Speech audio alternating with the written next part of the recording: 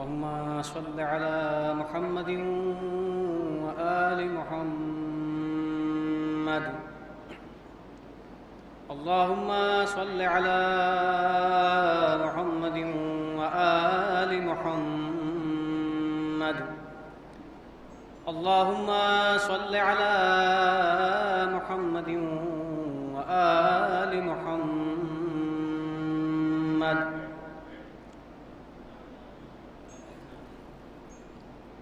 أعوذ بالله من الشيطان اللعين الرجيم.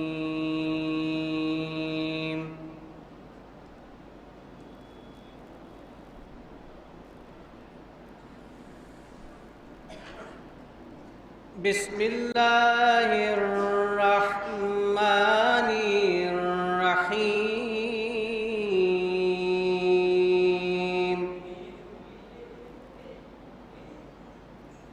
ابتدا اللہ کے نام سے جو بڑا ہی مہربان اور نہایت رحم والا ہے.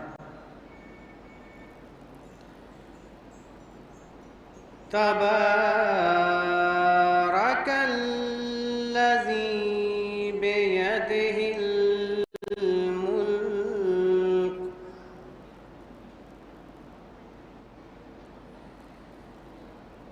وہو علی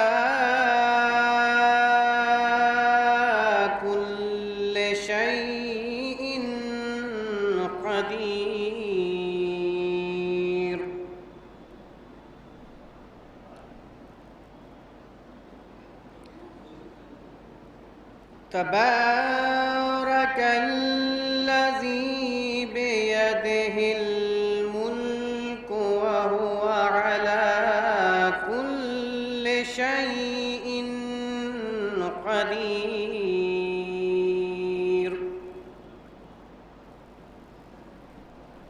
جس خدا کے قبضے میں سارے جہان کی بادشاہت ہے وہ بڑی برکت والا ہے اور وہ ہر چیز پر قادر ہے.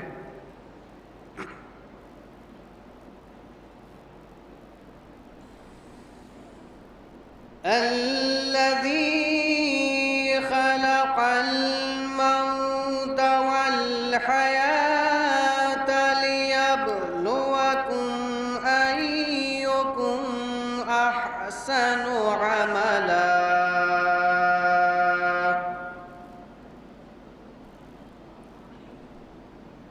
وهو العزيز الغفور.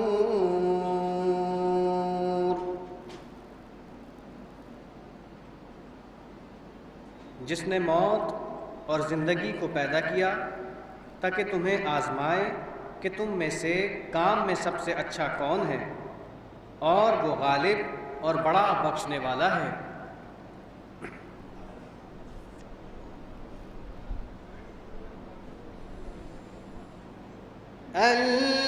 الذي خلق سبع سماوات طباقا ما ترى في خلق الرحمن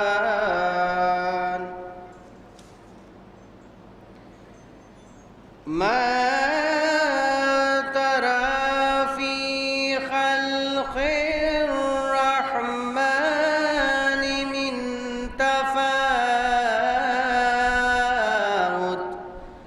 فارجع البصر هل ترى من فطور.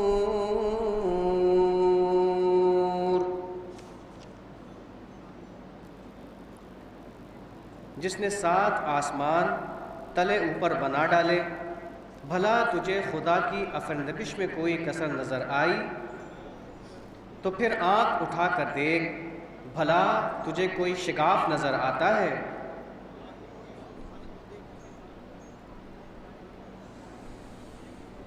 ثم ارجع البصر كرتين ينقلب إليك البصر خاسئا وهو حسير. پھر دوبارہ آنکھ اٹھا کر دیکھ تو ہر بار تیری نظر ناکام اور تھک کر تیری طرف پلٹ آئے گی۔ وَلَقَدْ زَيَّنَّا السَّمَاءَ الدُّنْيَا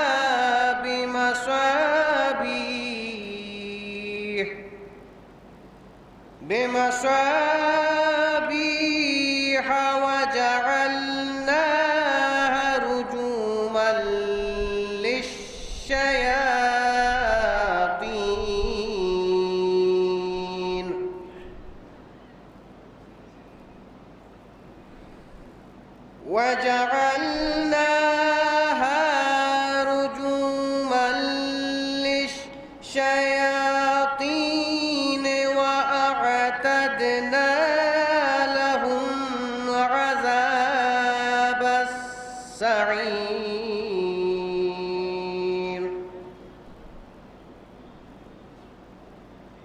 اور ہم نے نیچے والے پہلے آسمان کو تاروں کے چراغوں سے زینت دی ہے، اور ہم نے ان کو شیطانوں کے مارنے کا آلہ بنایا، اور ہم نے ان کے لیے دہکتی ہوئی آگ کا عذاب تیار کر رکھا ہے۔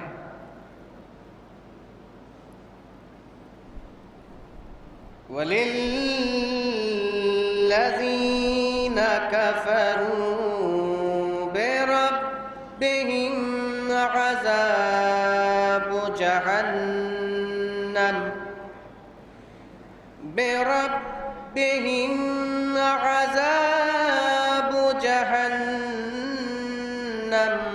وَبِئْسَ الْمَصِيرُ۔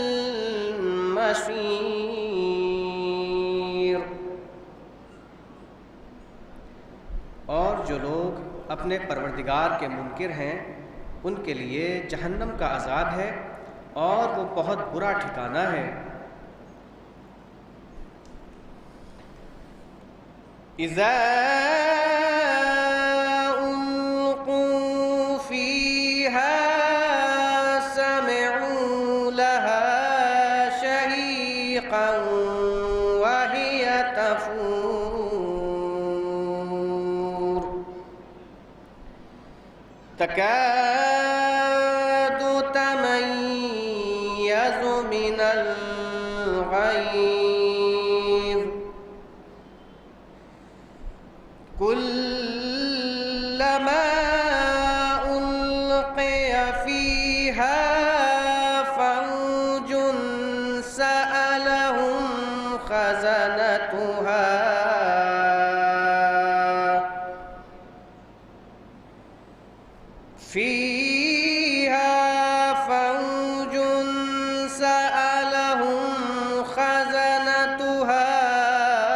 أَلَمْ يَأْتِكُمْ نَذِيرٌ۔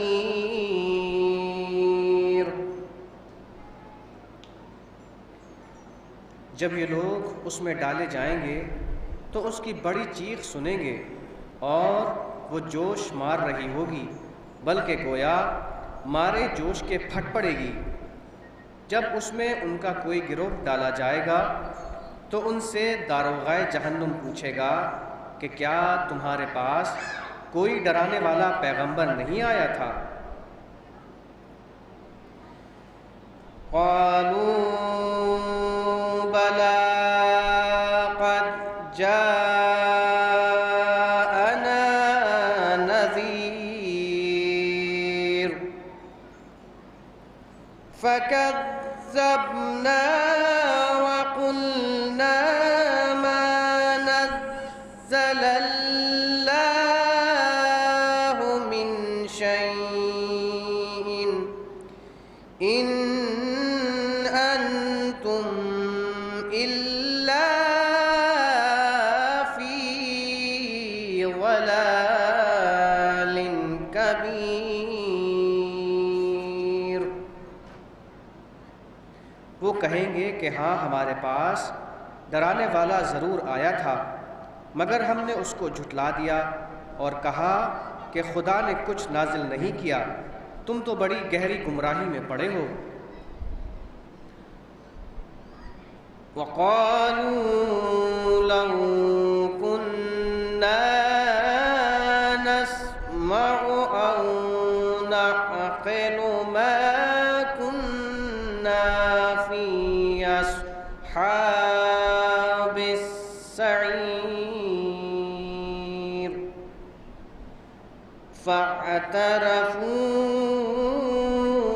بذنبهم فسحقا لأصحاب السعير۔ اور یہ بھی کہیں گے کہ اگر ان کی بات سنتے یا سمجھتے تو آج دوزخیوں میں نہ ہوتے۔ ان الذين يخشون ربهم بالغيب لهم مغفرة وأجر كبير وأسروا قولكم أو اجهروا به إنه عليم بذات الصدور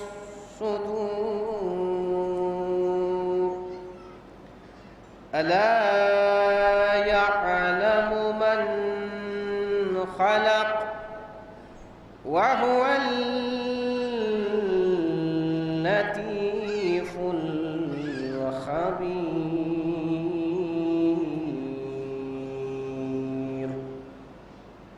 وہ اپنے گناہوں کا اعتراف کر لیں گے تو دوزخیوں کو خدا کی رحمت سے دوری ہے۔ بے شک جو لوگ اپنے پروردگار سے بے دیکھے بھالے ڈرتے ہیں ان کے لیے مغفرت اور بڑا بھاری اجر ہے۔ اور تم لوگ اپنی بات چھپا کر کہو یا کھلم کھلا، وہ تو دل کے بھیدوں تک سے خوب واقف ہے۔ بھلا جس نے پیدا کیا وہ بے خبر ہے، وہ تو بڑا باریک بین اور واقف و کار ہے۔ صدق اللہ العلی العظیم وصدق رسولہ النبی الکریم۔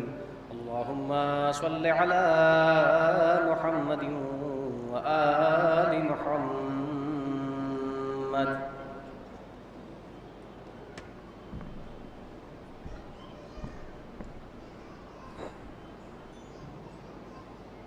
میں مرحوم کے اہل خانہ کی جانب سے قاری محمد یونس صاحب کا تہہ دل سے شکریہ ادا کرتا ہوں کہ انہوں نے مجلس کا آغاز کیا۔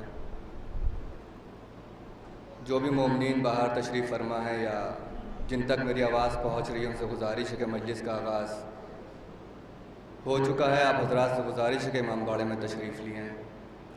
ہلال بھائی کا ایک خطا، اس کے بعد جناب جعفر رضا صاحب آپ سے روبرو ہوں گے کہ 100 بار لے گئی سر بازار مفلسی، ہر بار میں نے اپنا عقیدہ بچا لیا، میں نے پڑھی تھی اپنی حفاظت کے واسطے، ناد علی نے سارا علاقہ بچا لیا، ناد علی نے سارا علاقہ بچا لیا۔ بہترین آواز کے مالک جناب جعفر رضا صاحب سے میں گزارش کرتا ہوں کہ اپنا نذرانہ عقیدت مولا کی بارگاہ میں پیش فرمائیں۔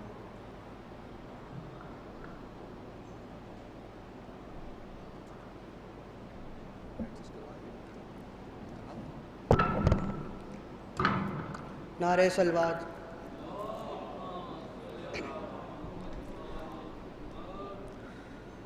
رخ سے ایک بار کفن اور ہٹا دو بھیا، میرے بابا کا مجھے چہرہ دکھا دو بھیا، رخ سے ایک بار کفن اور ہٹا دو بھیا، میرے بابا کا مجھے چہرہ دکھا دو بھیا، آج بابا جو میرے گھر سے چلے جائیں گے، پھر مجھے شام غریبہ میں نظر آئیں گے۔ اتنے دن کیسے گزاروں گی بتا دو بھیا، میرے بابا کا مجھے چہرہ دکھا دو بھیا۔ جیسے اماں کی ردا میں تھی شفا نانا کی، کیا یہ ممکن ہے کہ اٹھ جائیں میرے بابا بھی؟ میری چادر میرے بابا کو اڑا دو بھیا، میرے بابا کا مجھے چہرہ دکھا دو بھیا۔ کیسے بتلاؤں یہ دل غم سے پھٹا جاتا ہے، کیا جدا باپ سے ہو کر بھی جیا جاتا ہے؟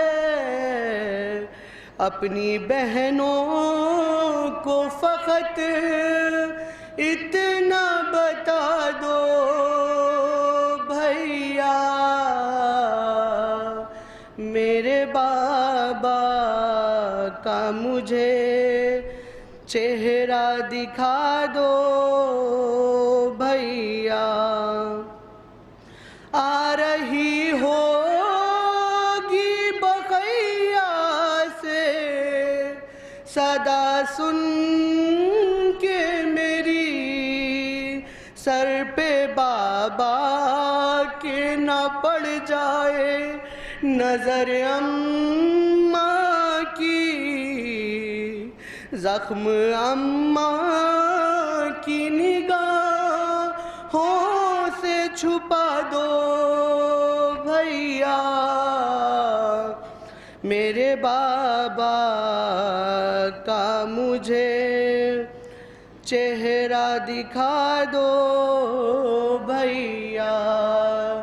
رخ سے ایک بار کفن اور ہٹا دو بھیا، میرے بابا کا مجھے چہرہ دکھا دو بھیا۔ ایک نعرہ صلوات۔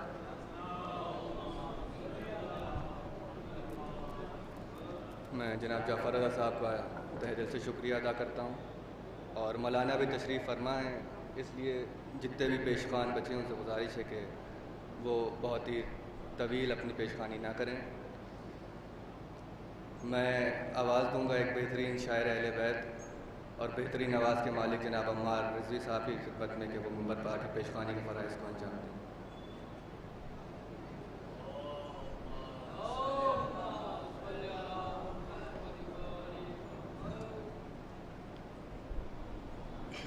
آپ حضرات سے گزارش ہے کہ ایک مرتبہ سورہ حمد اور 3 مرتبہ سورہ اخلاص کی تلاوت فرما کر مرحوم سید محمد صادق ابن نواب علی صاحب کی روح کو ارسال کریں۔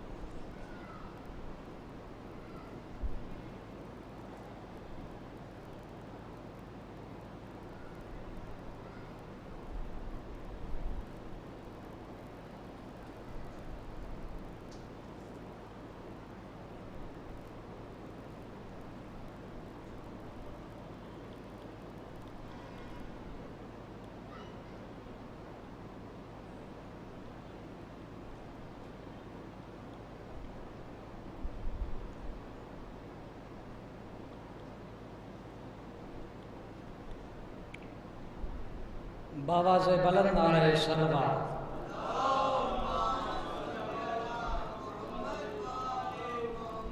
आप हजरात से गुजारिश है कि बराए करम थोड़ा थोड़ा सा नज़दीक आ जाएं।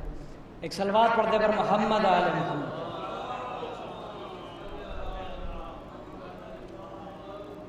एक मतलब और दो तीन शेर। जो लोग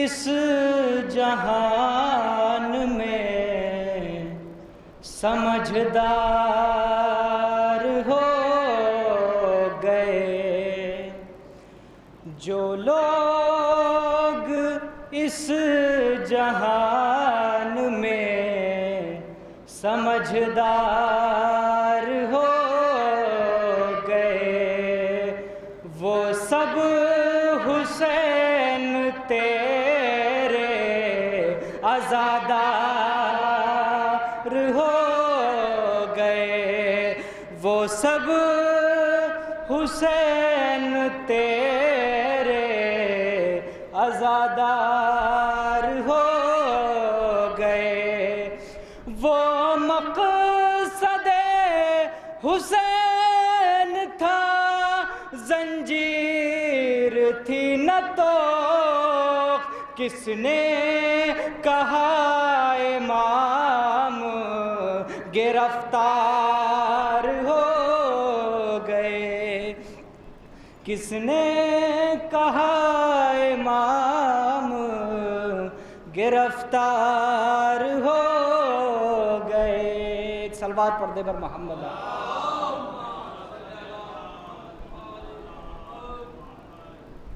एक मतला और दो तीन शेर बतौर ख़ास मुलाज़ा करें। फ़ख्र करते हैं फरिश्ते अब मेरी तकदीर पे, फ़ख्र करते हैं फरिश्ते अब मेरी तकदीर पे, आ गया हूँ छोड़ के दुनिया दरे शाबीर पे, आ गया हूँ छोड़ कर दुनिया दरे शाबीर पे। और ये शेर बतौर ख़ास मुलाज़ा करें।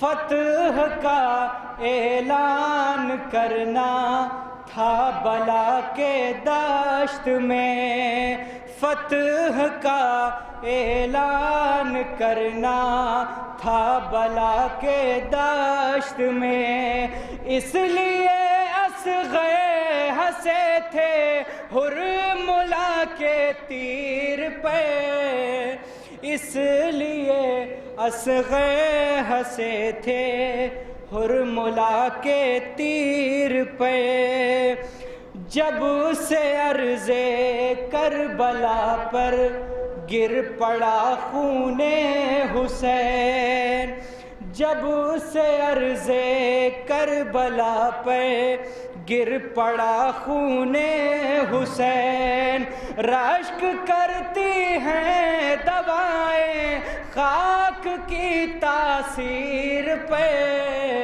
रश्क करती हैं दवाएं खाक की तासीर पे। सलवात पढ़ दे पर मोहम्मद।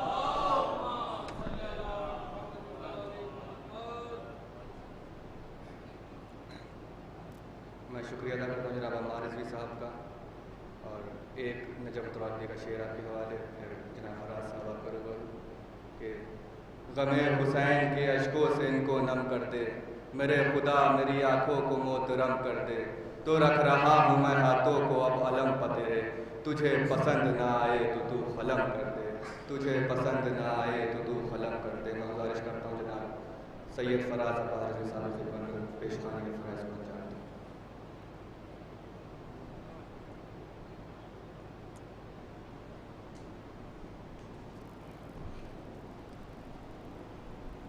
नारे सलवात।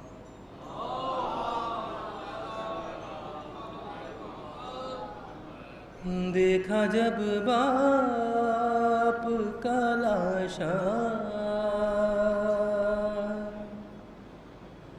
तो सकीना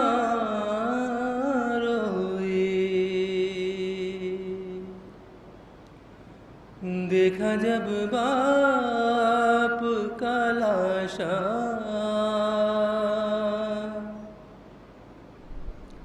تو سکینہ روئے،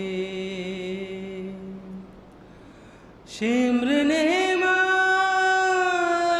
جو درہ، شمر نے مارا جو درہ تو سکینہ روئی، دیکھا جب باپ کا لاشا تو سکینہ روئی، مار کر سید مظلوم کے ہونٹوں پہ چھڑی، مار کر سید مظلوم کے ہونٹوں پہ چڑھی، جب ہنسا میں کوفہ، جب ہنسا میں کوفہ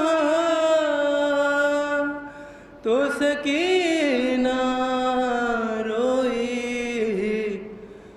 دیکھا جب باپ کا لاشا تو سکینہ روئی، چاہتی تھی کہ وہ لے آئے اسے خیموں میں، چاہتی تھی کہ وہ لے آئے اسے خیموں میں، باپ کا لاشا نہ اٹھا، باپ کا لاشا نہ اٹھا تو سکینہ روئی، دیکھا جب باپ کا لاشا تو سکینہ روئی، قید میں سنتے ہوئے باپ کے سر سے لوری، قید میں سنتے ہوئے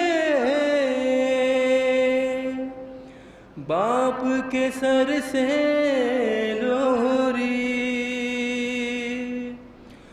زخمی ہونٹوں کو جو دیکھا،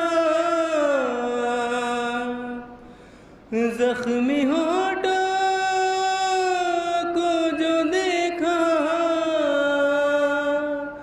تو سکینہ روئی، دیکھا جب باپ کا لاشا تو سکینہ روئی، نعرہ سلوات۔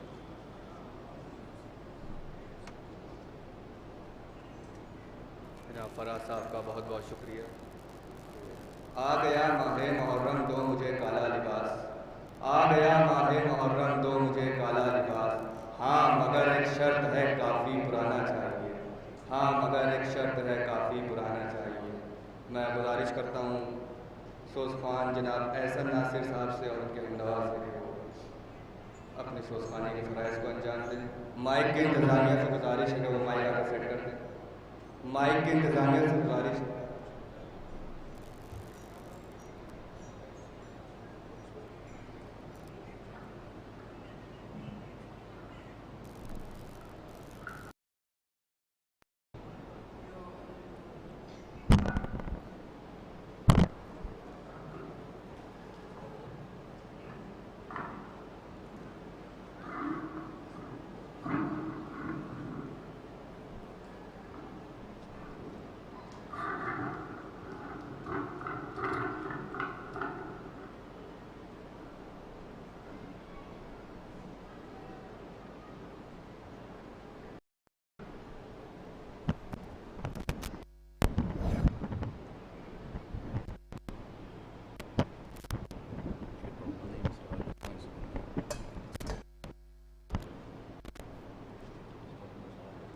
बावाज़ बुलंद नारे सलवात।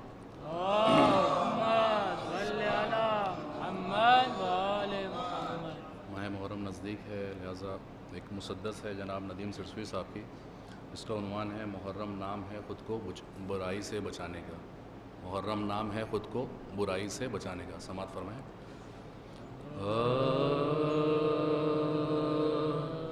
दिलों में गम तो है पर आबरूए गम नहीं बाकी। दिलों में गम तो है पर आबरूए गम नहीं बाकी। अक़ीदत को जो बरमाता हो वो मातम नहीं बाकी। हमारी आँख में तहज़ीब का ज़मज़म नहीं बाकी। पे तामीर उम्मत को शीशे पे हम नहीं बाकी। मैं इख़लास का हासिल रिया कारी न बन जाए। मैं डरता हूँ आज़ादारी अदाकारी न बन जाए। मैं डरता हूँ आज़ादारी अदाकारी न बन जाए। खुसूसी तवज्जो के साथ। अजब हालत है हुर बनने की तैयारी नहीं करते। अज़ाए शहर के मकसद से वफादारी नहीं करते। और बज़ाहिर जागते हैं कारे बेदारी नहीं करते। और जो लाए इनक़लाब ऐसी आज़ादारी नहीं करते। और कहाँ से आएगा ये अहद बद रफ्तार जुम्बिश में। हमी मसरूफ़ हैं बेरूह जज्बों की नुमाइश में। और शरीयत को के गले को काटती तलवार रस्मों की। और खड़ी कर दी मुकाबिल दीन के दीवार रस्मों की। और बनी जब से जहालत काफ़िला सालार रस्मों की। और अज़ा के नाम पर होती है बस तकरार रस्मों की। और रवाजों का अंधेरा खा गया नूरे हकीकत को। बदल डाला है कुछ लोगों ने तस्वीरे शरीयत को। और देखें बतौर ख़ास शहीदों के हदफ से दूर होते जा रहे हैं हम। कि अब अपने शरफ से दूर होते जा रहे हैं हम। हैं मोती और सदफ से दूर होते जा रहे हैं हम। اور حقیقت میں نجف سے دور ہوتے جا رہے ہیں ہم. لہذا ذہن و دل کے بند دروازوں کو کھولیں ہم. لہذا ذہن و دل کے بند دروازوں کو کھولیں ہم. ذرا سا آؤ مل کر اپنی اس حالت پہ رو لیں ہم. ذرا سا آؤ اس حالت پہ اپنی رو لیں ہم. اور بنا اعمال کے آنسو سے جنت مل نہیں سکتی. اگر کردار میلا ہو تو عزت مل نہیں سکتی. کسی ملت کو بس نعروں سے راحت مل نہیں سکتی. اور فقط رونے سے مقصد کو حفاظت مل نہیں سکتی. اور سنو رسموں کے ریگستان میں سر مت کھپاؤ تم. سنو رسموں کے ریگستان میں سر مت کھپاؤ تم. حسینی ہو تو میدان عمل میں آگے آؤ تم. حسینی ہو تو میدان عمل میں آگے آؤ تم.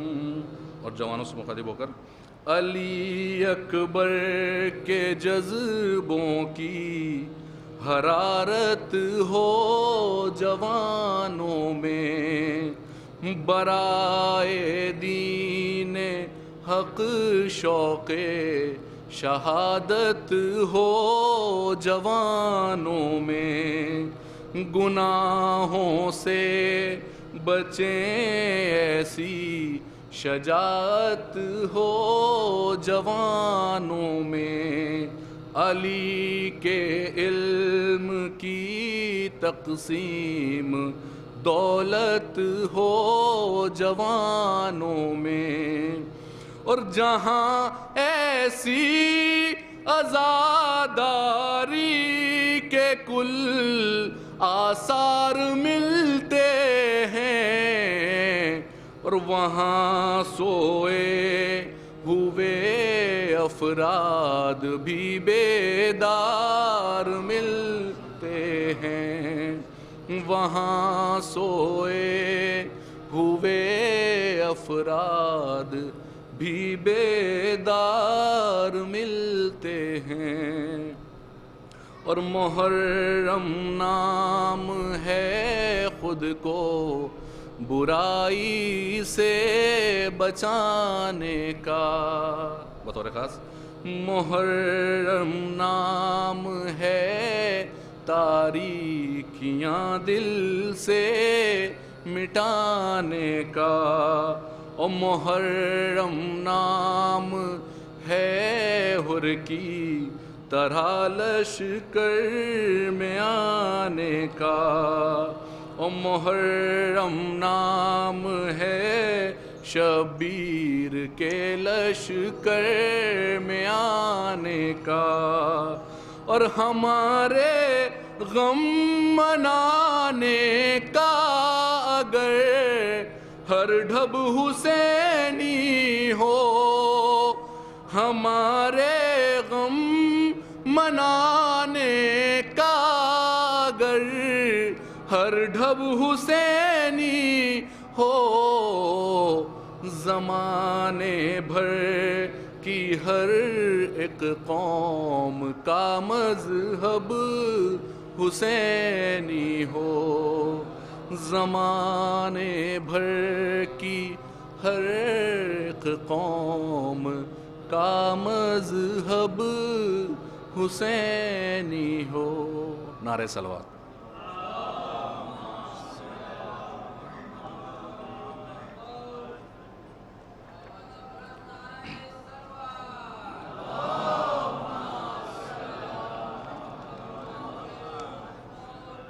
فاتحہ۔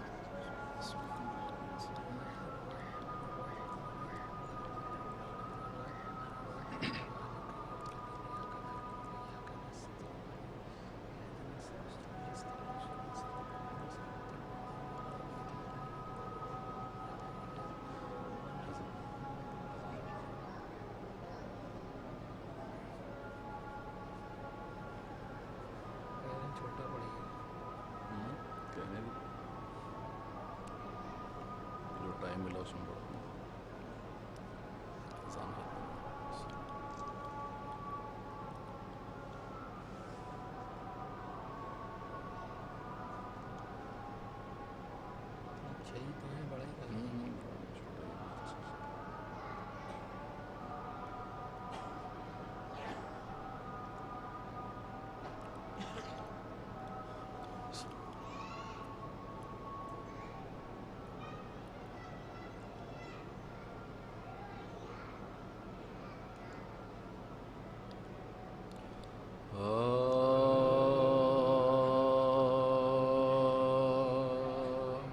شہ نے جب چاند محرم کا سفر میں دیکھا، شہ نے جب چاند محرم کا سفر میں دیکھا، محضر قتل رقم ایک سطر میں دیکھا، بل جبین فلک ظلم سیر میں دیکھا، موت کو لوٹ مچاتے ہوئے گھر میں دیکھا، موت کو لوٹ مچاتے ہوئے گھر میں دیکھا، سرخی خون شفق قلب کو برمانے لگی، شام عاشور کی تصویر نظر آنے لگی، شام عاشور کی تصویر نظر آنے لگی، اسب کو روک کے پڑھنے لگے رویت کی دعا، زندگی بھر سے نرالی تھی یہ حضرت کی دعا، وسعت رزق مفہوم نصیحت کی دعا، حق سے کی عرض میں کرتا ہوں شہادت کی دعا، صبر و بخش کہتا روز جزا دھوم رہے، حشر تک نام میرا سید مظلوم رہے، حشر تک نام میرا سید مظلوم رہے، کچھ میرے واسطے ایسا ہو مبارک یہ ماں، صدق اسلام پہ ہو جاؤں ملے عزت و جان، فدیہ راہ رضا دے لقب بار الہ، خون میں تن غرق ہو خشکی میں سفینہ ہو تب، خون میں تن غرق ہو خشکی میں سفینہ ہو تب، قید ہوں اہل حرم گھر کی صفائی ہو جائے، سب ستم ہو مگر امت کی بھلائی ہو جائے، قتل ہو جب میرا لشکر نہ جلا لائے مجھے، سب عزیزوں کے کٹیں سر نہ جلا لائے مجھے، خون میں ڈوبے علی اکبر نہ جلا لائے مجھے، تڑپے ہاتھوں پہ جو اصغر نہ جلا لائے مجھے، پھول مرجھائے میرا شکر بجا لاؤں میں، آپ ننھی سی لحد کھود کے دفناؤں میں، آپ ننھی سی لحد کھود کے دفناؤں میں، نکلے ارماں جو زباں پیاس سے باہر نکلے، سامنے آنکھوں کے جانے علی اکبر نکلے، پر گلا منہ سے نہ اے خالق اکبر نکلے، تھام لوں دل جو بہن گھر سے تڑپ کر نکلے، جو ستائے نہ ڈراؤں نہ سزا دوں ان کو، داغ پر داغ وہ دے اور میں دعا دوں ان کو، داغ پر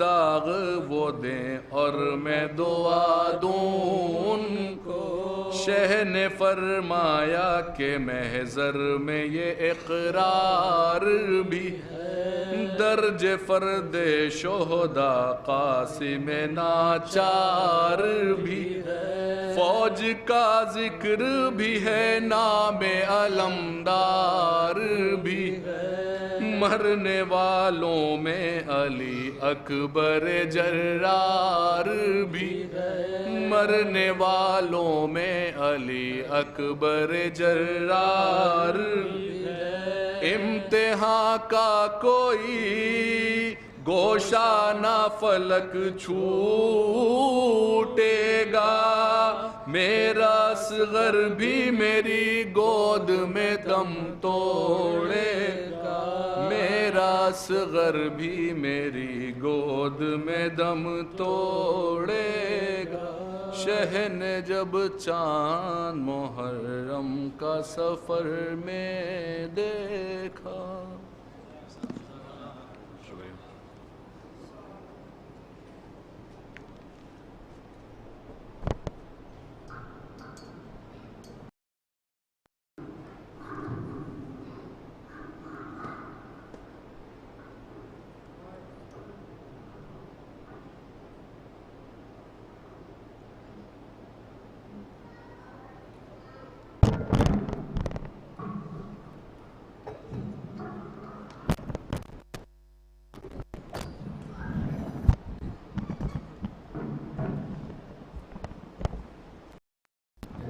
ایسا ناظر ہو کہ ہم لوگوں کے ہم شکر گزار ہیں کہ انہوں نے سوزخانی کی شکل میں ایک بہترین پیغام ہم تک پہنچایا، اور بنا تاخیر کے میں گزارش کرتا ہوں حجت الاسلام والمسلمین مولانا استغفار رضا صاحب کی خدمت میں کو منبر افروز ہو کر فرش مجلس کو خطاب فرمائیں۔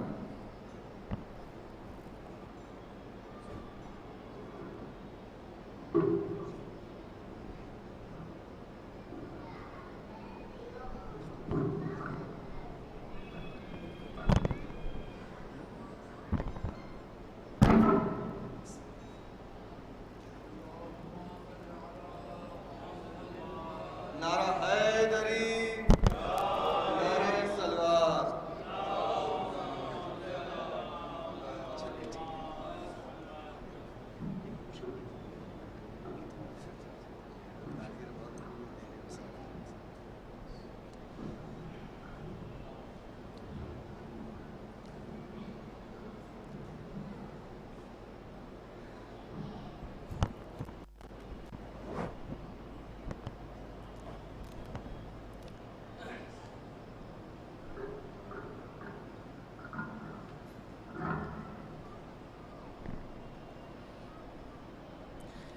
مرحوم کا کیا نام تھا؟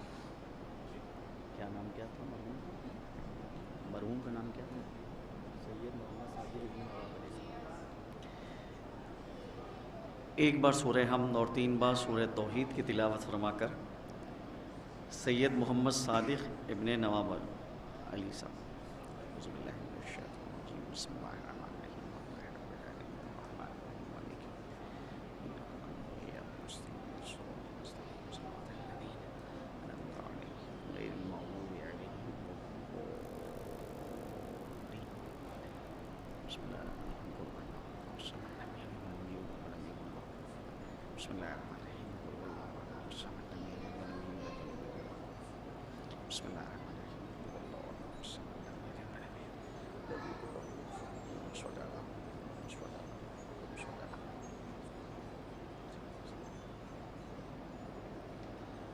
اعوذ باللہ السمیع العلیم من الشیطان الرجیم.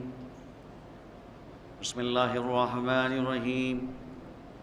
الحمدللہ رب العالمین والصلاة والسلام علی اشرف الانبیاء والمرسلین خاتم النبیین شفیع ذنوبنا و طبیب نفوسنا مولانا ابو القاسم محمد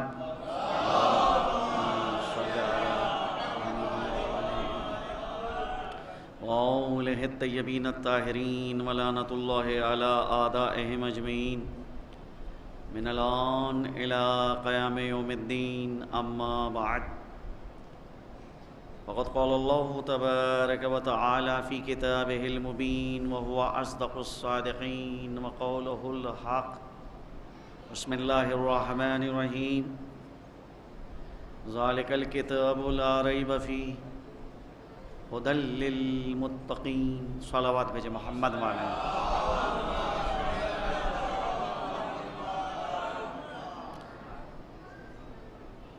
سورہ بقرہ جو قرآن کریم کا سب سے مفصل اور طویل سورہ ہے. بسم اللہ کے بعد یہ آیات آپ کے سامنے تلاوت فرمائی گئی کہ جس میں اللہ سبحانہ و تعالی قرآن مجید کی حقانیت کے حوالے سے یہ اعلان کر رہا ہے کہ ذالک الکتاب لا ریب فیہ. قرآن وہ کتاب ہے کہ جس میں کسی قسم کا کوئی شک و شبہ نہیں ہے. ایک الہی کتاب ہے، اللہ کی جانب سے بھیجی گئی ہے. کسی انسان نے اس کتاب کو آمادہ کر کے دنیا کے سامنے نہیں پیش کیا. اور اس کتاب کی خصوصیت یہ ہے کہ یہ متقین کی ہدایت کرتی. اب یہاں کے اوپر سورہ بقرہ میں یہ اعلان ہو رہا ہے کہ قرآن متقین کی ہدایت کرتا ہے، جبکہ قرآن اللہ نے نازل کیا ہے تمام انسانوں کی ہدایت کے لیے. ایک وہ شخص کہ جس کا اسلام سے تعلق نہیں ہے، مسلمان نہیں ہے، کیا قرآن اس کی ہدایت نہیں کرے گا؟ آیت کہہ رہی ہے کہ قرآن متقین کی ہدایت کرے گا. بھئی متقی کون ہے؟ جو اسلامی قوانین پہ عمل کرے، جو واجبات کو انجام دے، جو محرمات حرام چیزوں سے اپنے کو دور رکھے، جو اپنے دل کے اندر خوف الہی رکھے، جو شبہات کے وقت احتیاط سے کام لے، جو مال حرام کے قریب نہ جائے، ایسے انسان کو کہا جائے گا متقی ہے، پرہیزگار ہے. جو کمال کی راہ کو طے کر رہا اسے کہتے ہیں متقی. تو قرآن اس کو ہدایت کرے گا. اب سوال اٹھتا ہے کہ جس کا اسلام سے تعلق نہیں ہے، جو مسلمان نہیں ہے، جو دستورات اسلامی کے اوپر عمل پیرا نہیں ہے، تو کیا قرآن اس کی ہدایت نہیں کرتا؟ یہ کتاب صلوات بھیجیں محمد۔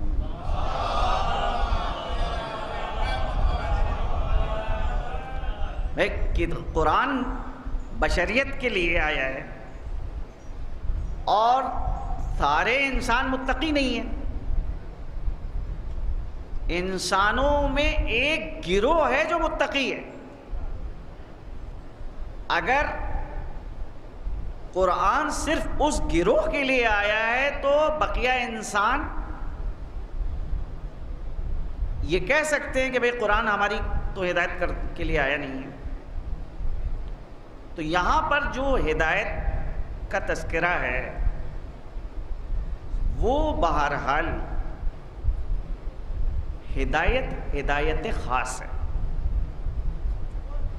اور قرآن کی کبھی کسی ایک آیت کو انسان لے لے اور اس سے ایک نتیجہ نکالے تو انسان کے لیے مشکل پیدا ہو جائے گی کہ انسان صرف ایک آیت کو مد نظر رکھ رہا ہے اور بقیہ آیات سے چشم پوشی کر رہا ہے، غض نظر کر رہا ہے۔ قرآن جس طرح سے متقین کی ہدایت کے لیے ویسے ہی عام افراد کی ہدایت کے لیے بھی، اور بہرحال یہی قرآن ہے کہ جس قرآن کے حوالے سے یہ آیات آپ نے سنی ہے کہ شہر رمضان الذی انزل فیہ القرآن، رمضان کا وہ مہینہ ہے کہ جس میں قرآن کو نازل کیا گیا۔ ھدی للناس، یہ قرآن وہ ہے کہ جو لوگوں کی ہدایت کے لیے بھیجا گیا ہے۔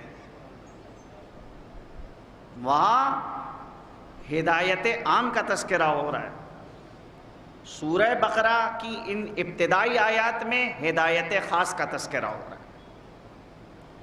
تو ایک ہدایت عام ہے اور دوسری ہے ہدایت خاص۔ پہلے اللہ کی جانب، اسلام کی جانب عام لوگوں کو ہدایت دی جائے گی، رہنمائی کی جائے گی۔ بھئی ہدایت کے کیا معنی ہیں؟ اراء الطریق، راستہ دکھانا۔ وہ لوگ جو حق کے راستے سے واقف نہیں ہیں ان کو حق کی رہنمائی کی جائے گی۔ تو یہ ایک عام کلاس ہے، اس عام کلاس کے اندر سب کو دعوت دی جا رہی ہے کہ وہ آئیں اور آ کے شرکت کریں۔ اب جب اس عام کلاس میں آ کر لوگ بیٹھے اور حق کی ان کو شناخت ہو گئی کہ یہ ہے حق، یہ ہے صحیح راستہ، اب ان افراد کو خاص ہدایت کی جائے گی۔ تو جو حق تک آ جاتا ہے اب اس کو ہدایت خاص قرآن کرے گا۔ تو پہلی ہے ہدایت عام، اور دوسری ہدایت ہے ہدایت خاص۔ قرآن کے حوالے سے ایک معاملہ بڑا اہم ہے کہ اعجاز قرآن کے حوالے سے اس چیز کو ذکر کیا جاتا ہے کہ قرآن فصاحت اور بلاغت کا اعلیٰ ترین نمونہ ہے۔ اللہ نے اپنے ہر نبی کو وہ معجزہ دیا کہ جو اس زمانے میں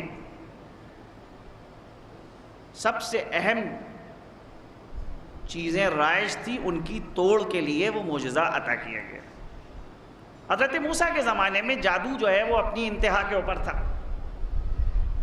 تو جناب موسیٰ کو جو معجزہ دیا گیا عصا کی شکل میں کہ عصا جو ہے وہ اژدہا بن جاتا ہے جادو کی توڑ کے لیے، وہ معجزہ آیا۔ جناب عیسیٰ کے زمانے میں میڈیکل سائنس جو ہے اپنے عروج کے اوپر تھی، اللہ نے حضرت عیسیٰ کو ایسے معجزات عطا کیے کہ اس زمانے کی میڈیکل سائنس جو ہے وہ حیرت میں کہ بھی مردے کو زندہ کر رہے ہیں، مادرزاد جو ہے اندھا ہے اس کو جو ہے وہ بینا کر رہے ہیں، جو کوڑی ہے اس کو شفا بخش رہے ہیں، تو یہ معجزے حضرت عیسیٰ کو عطا کیے گئے۔ پیغمبر کے زمانے میں فصاحت اور بلاغت اپنے عروج کے اوپر تھی۔ دیکھیے فصاحت کے معنی یہ ہوتے ہیں کہ زبان کے اصول اور ضوابط جو ہے، جو قواعد اور قوانین ہیں، ان کے مطابق جو ہے انسان اگر گفتگو کرتا ہے تو کہتے ہیں یہ انسان فصیح انسان ہے۔ اور بلاغت کے معنی یہ ہے کہ جو حالات کا تقاضا ہے، حالات کے تقاضے کے مطابق فصاحت کے ساتھ گفتگو کرنا، اس کو کہتے ہیں بلاغت۔ اب یہ بہرحال مجلس ہے، چیلم کی مجلس رکھی گئی ہے، اس خاص نشست اور اس خاص مجلس کا ایک تقاضا ہے۔ اب اس تقاضے کے مطابق اگر گفتگو فصاحت کے ساتھ ہو رہی ہے تو کہا جائے گا کہ انتہائی بلیغ گفتگو تھی۔ لیکن اگر ان تقاضوں کو نظر انداز کر دیا جائے اور بہرحال ایسی بے ربط گفتگو کی جائے تو یہ کہا جائے گا کہ غیر بلیغ گفتگو ہے۔ تو فصاحت ہو سکتا ہے کہ ایک انسان فصیح ہو، لیکن لازم نہیں ہے کہ بلیغ بھی ہو۔ بلیغ اس وقت ہوگا کہ جیسے حالات متقاضی ہیں ان تقاضوں کو مد نظر رکھ کے گفتگو کریں۔ الحمدللہ مجلس کا آغاز بہت اچھے انداز میں ہوا، اور جو جناب احسن صاحب نے کلام پڑھا اس کلام میں بہرحال ایک پیغام تھا، کیونکہ ایام عزا کی آمد ہے اور بہت ہم لوگ نزدیک ہو چکے ہیں۔ یہ آخری ہفتہ ہے ماہ ذی الحجہ کا، اور پھر ہجری سال تمام ہونے والا ہے، نئے سال کا آغاز ہوتا ہے ماہ محرم سے، ماہ عزا سے۔ اور بہرحال ہر سال دنیا کے مختلف گوشوں میں امام حسین علیہ السلام کی عزاداری کا انعقاد کیا جاتا ہے۔ تو کلام یہاں پہ پیش ہوا، عین بلاغت مقام کے مطابق کلام تھا، جس نے سننے والوں کو متوجہ کر دیا اور ان کو آمادہ کر دیا کہ جب ایام عزا کی آمد ہے تو اس آمد سے پہلے ہم کو اپنے آپ کو آمادہ کرنا ہے۔ آپ کسی کا جب انتظار کرتے ہیں اپنے گھر میں کسی مہمان کا، تو بہرحال اس مہمان کی شایان شان گھر کو آمادہ کرتے ہیں، اور پھر اس بات کا خیال رہتا ہے کہ کوئی ایسی بات نہ ہو کہ جو مہمان کی دل شکنی کا باعث بنے۔ بہرحال میں تو اس چیز سے اتفاق نہیں رکھتا ہوں کہ میں یہ کہوں کہ سید الشہداء ہمارے مہمان ہیں، نہیں، بھائی مہمان چند روز کے لیے آتا ہے اور اس کے بعد رخصت ہو جاتا ہے، پھر مہمان اور میزبان کا رشتہ ختم ہو جاتا ہے۔ ہم یہ کہتے ہیں کہ ہمارے دل میں ہمیشہ سید الشہداء ہیں۔ وہ 2 مہینے 8 دن کے لیے نہیں ہمارے پاس آتے ہیں کہ 2 مہینے 8 دن کے لیے ہمارے پاس آئیں مہمان کے طور پر، اور اس کے بعد جب وہ رخصت ہو جائے تو ہمارا رشتہ ختم ہو جائے۔ نہیں، پورے سال ہمارا سید الشہداء سے رابطہ ہے۔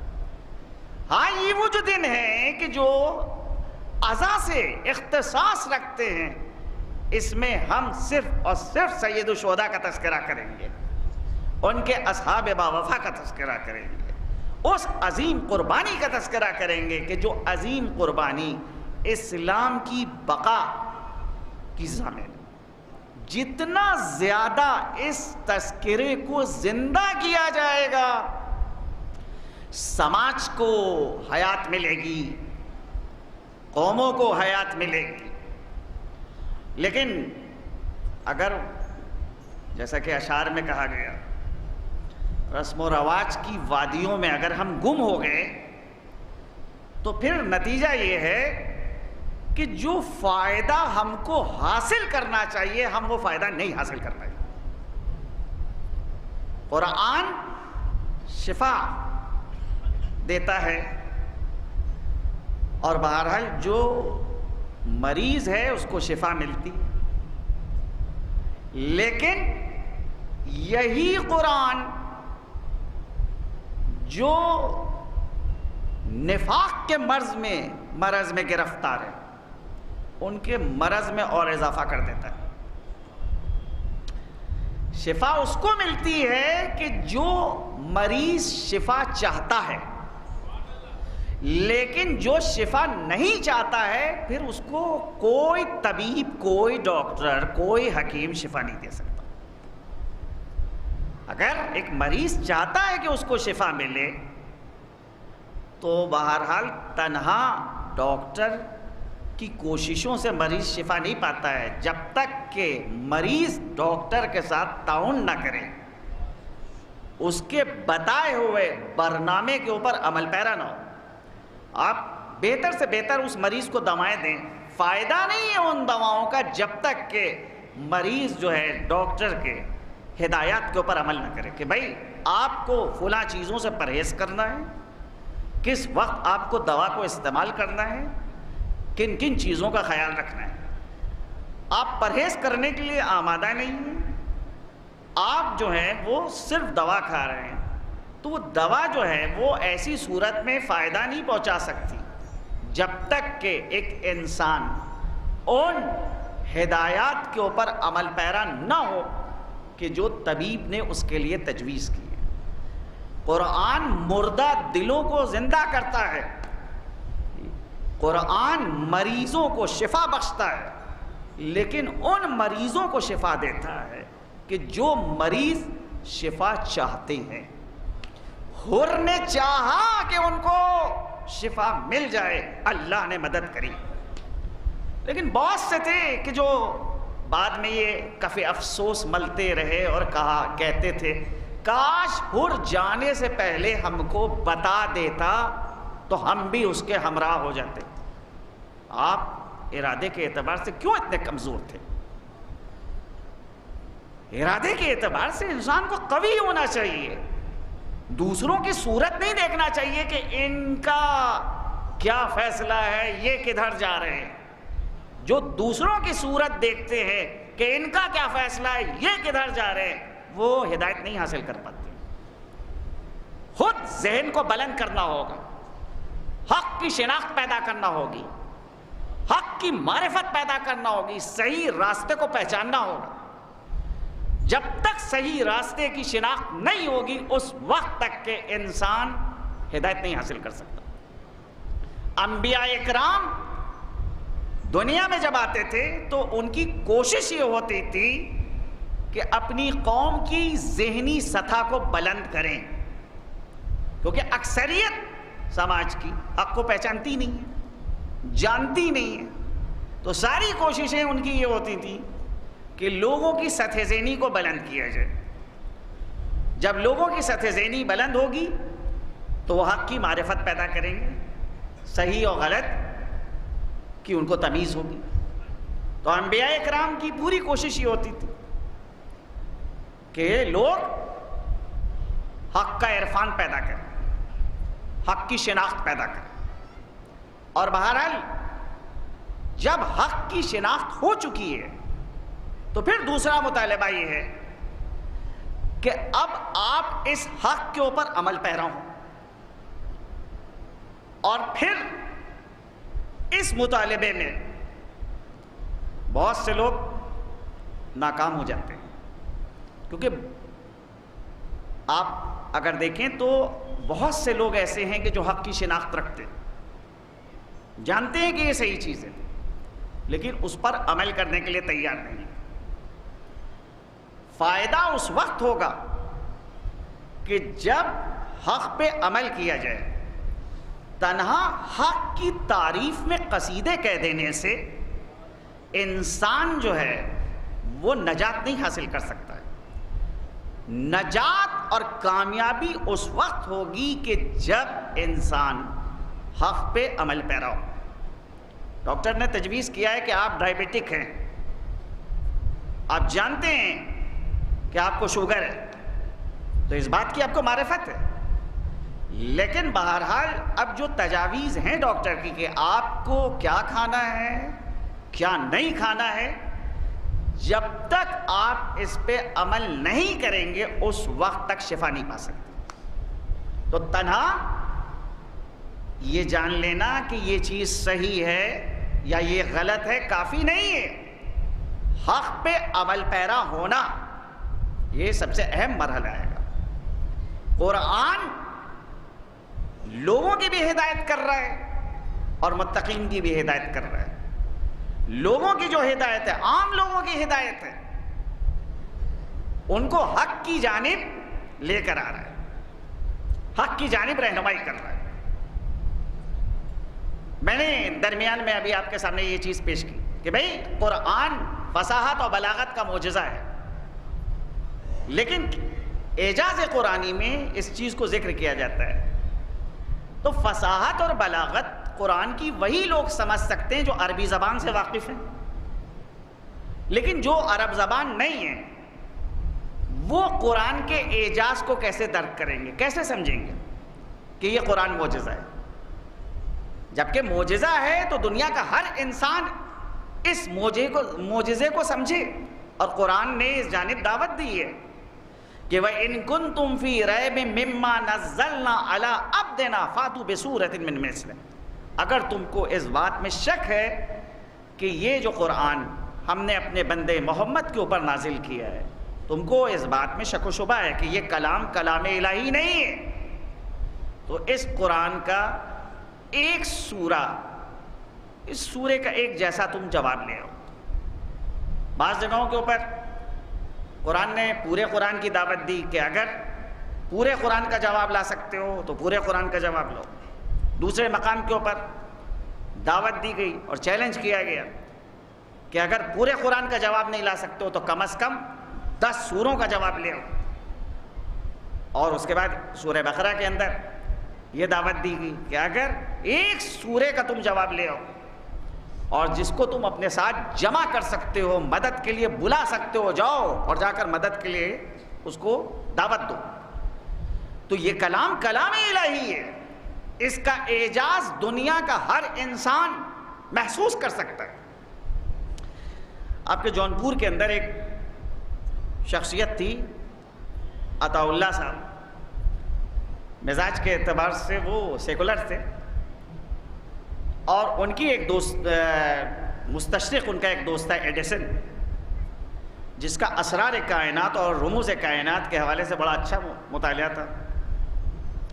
عطا اللہ صاحب بتاتے ہیں کہ ایک مرتبہ ایڈیسن جو ہے وہ ان کے پاس بیٹھا ہوا گفتگو کر رہا ہے اسرار کائنات اور رموز کائنات کے حوالے سے کہ اللہ سبحانہ و تعالیٰ نے اس کائنات کو پیدا کیا ہے، اس کے اندر کیا کیا راز پوشیدہ ہیں. جس وقت ایڈیسن گفتگو کر رہا تھا، عالم اس کا یہ تھا کہ عظمت الہی اس کے چہرے سے نمایاں ہو رہی تھی. سر کے بال جو ہے وہ پوری طرح سے استادہ ہو چکے تھے.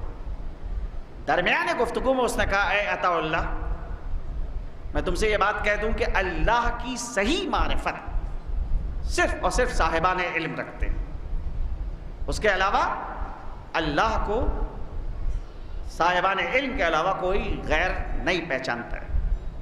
جیسے ہی ایڈیسن نے یہ بات کہی تو جناب عطا اللہ صاحب نے کہا کہ اگر آپ مجھے اجازت دیں تو میں آپ کے سامنے قرآن کی ایک آیت پڑھوں جو آپ کی بات کی تائید کرتی.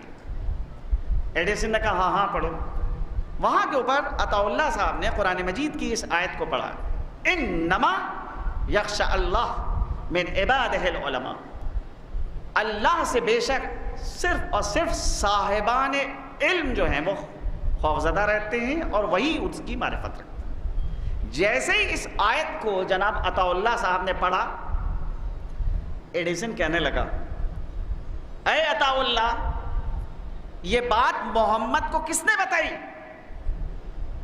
جبکہ تاریخی اعتبار سے یہ چیز ثابت ہے کہ محمد نے کسی مدرسے کا، کسی اسکول کا، کسی یونیورسٹی کا منہ نہیں دیکھا، کسی استاد کے سامنے زانو ادب طے نہیں کیا. یہ بات محمد کو کس نے تعلیم دی کہ اللہ کی معرفت صرف اور صرف صاحبان علم رکھ سکتے.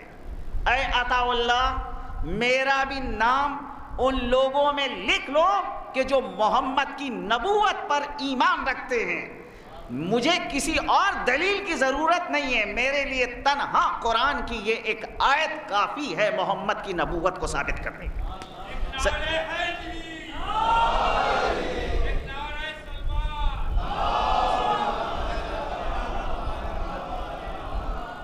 ایک آیت ایک انسان کی رہنمائی کر رہی ہے حق کی جانب، تو یہ ہے ہدایت، ہدایت عام. اس ہدایت عام میں تمام انسانوں کو دعوت دی جا رہی ہے، اور یہ بہرحال بارہا ہوا ہے کہ قرآن کی ایک آیت انسان کے اوپر اثر کر جاتی ہے. ایک دیہاتی پیغمبر کی خدمت میں آتا ہے اور آنے کے بعد وہ خواہش ظاہر کرتا ہے کہ اس کو قرآن کی تعلیم دے دی جائے. جناب پیغمبر اسلام اپنے ایک صحابی سے کہتے ہیں کہ اس کو قرآن کی تعلیم دے دیں. اس صحابی نے پیغمبر کے حکم کے مطابق اس کے سامنے سورہ زلزال کو پڑھنا شروع کیا، اور جب اس عربی نے اس آیت کو سنا، فَمَن يَعْمَلْ مِثْقَالَ ذَرَّةٍ خَيْرًا يَرَهُ وَمَن يَعْمَلْ مِثْقَالَ ذَرَّةٍ شَرًّا يَرَهُ. جو ذرہ برابر نیکی اس دنیا میں انجام دے گا، قیامت میں اس کا اجر اور ثواب اس کو دیا جائے گا، اور جو ذرہ برابر بھی بدی انجام دے گا، بہرحال قیامت میں اس سلسلے میں اس سے سوال کیا جائے گا. جیسے ہی یہ آیت سورہ زلزال کی اس صحابی نے اس دیہاتی عرب کے سامنے پڑھی، وہ کہنے لگا کفانی کفانی کفانی، بس کافی ہے، میں نے فلسفہ حیات کو سمجھ لیا. یہ آیت فلسفہ حیات، فلسفہ زندگی کو سمجھانے کے لیے کافی ہے، مجھے ضرورت نہیں ہے اس کے آگے. اور جب وہ کھڑا ہو گیا تو پیغمبر فرماتے ہیں اصبح فقیہن، یہ معمولی آدمی نہیں ہے، یہ ایک فقیہ بن چکا ہے، دین کی گہری سمجھ رکھتا ہے. کبھی کبھی پورا قرآن یاد کرتے ہیں، حفظ کرتے ہیں، بات بات کے اوپر قرآن کی آیتوں کو پڑھ رہے ہیں، لیکن تعلیمات قرآن سے دور ہے. یہ قرآن ان کی رہنمائی نہیں کر رہا. کیوں نہیں رہنمائی کر رہا؟ سورہ جمعہ کی وہ آیت جو آپ اکثر سنتے رہتے ہیں، مثل الذین حملوا التوراۃ ثم لم يحملوها، جو لوگ توریت کا علم رکھتے ہیں اور تعلیمات توریت پہ عمل نہیں کرتے، کمثل الحمار یحمل اسفارا، ان کی مثال اس گدھے کی جیسی ہے کہ جس گدھے کی پیٹھ کے اوپر کتابوں کو لاد دیا جائے، اس کا کام ہے بوجھ ڈھونا. تو اب اسی آیت کو بہرحال قرآن شخص کے بارے میں بات نہیں کرتا ہے، صفات کو بیان کرتا ہے. جو توریت کا علم رکھتے ہیں اور تعلیمات توریت پہ عمل نہ کریں، ان کی مثال اس گدھے کی جیسی ہے کہ جو کتابوں کا بوجھ ڈھو رہا ہے.